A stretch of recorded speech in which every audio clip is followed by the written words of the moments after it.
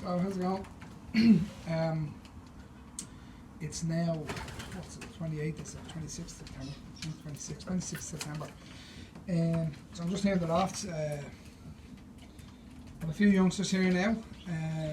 These are all based on, all of them are based now on Nick Harvey's boards. They're all down through Musgrove Wizard, every one of them. I have a couple of double grandchildren. I have there's 2 double grandchildren, there's 2 or 3 grandchildren, and then the rest of them are all direct children of Musgrove Wizard. 3 times Barcelona at 710 miles, and just outside race time he was, for Nick Harvey in Taunton. So the programme I'm planning is just going to keep going on. As you can see here, I'll just show you the boards that the few youngsters that are here. At the moment, I think there's 16 here or something like that, 15 or 16, and like I said, all of them down through that one cock. So really, it's going to be a collective breeding program, all based on one cock. Like, if you want to call him, he'd be the father of this line of boards, if that's what you want to call him. I'm quite happy with them. There's a couple here are very, very small. This one here, for example, this one here is a double grandchild, bred out of a half brother and sister mating. This pigeon is very, very small. She's in the moult now. This one was bred by a friend of mine who has Musgrove Wizard up there. She's about 3 months old now, 2 or 3 months old, and a cracking little hen.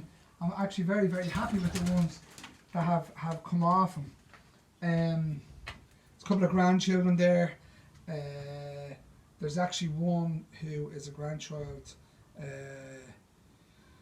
and a cross. So there's a handful of them here are going to be raced. Predominantly though, all the ones that are bred that are here now are for stock purposes. We have 2 more. The last 2 will probably be ready in the next week or so. We've pretty much finished up then for the year. So it's just a waiting game. The loft behind me is still just a shambles. It's just a room there. There's nothing. All the stuff's just tidied up in the corner. Hopefully over the next couple of months I'll be putting the loft back together. Part of the reason is my dad, he's modifying his own loft, so I'm going to throw his boards all up here for the month or so, or a few weeks, whatever it takes to modify his own loft. Because it means the loft can just be done without worrying about where the boards are, or something if they're somewhere here. So that's it. So we've a rake of half brothers and sister matings out of father daughters. So they're all set for next year. They won't be breeding probably till February or March next year. They're all quite young. Like I said, the youngest of them won't be ready for another week or 2.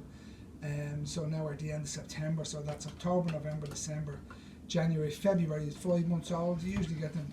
They'll usually breed once that comes around. But I won't even want to wait until March or April with those boards. There's no major rush at all to breed. So the racing season is over for everybody. I hope everybody's seasons went well. Losses were fairly massive here in the Southwell Fed, I've heard. So yeah, I don't know what's going to happen with the racing. This is just a little project I'm going to keep on moving with. Like I said, where I breed, predominantly I'll go out of here. I'll keep a handful back for myself, just for the breeding program, nothing else while I'm deciding what's going on. And we'll have further updates in the next couple of months. So it's just a short video. The boards are going through the moult, same as everybody else's. They're pretty much in rag order at the moment, but I'm sure they mature quite well and that, like, you know.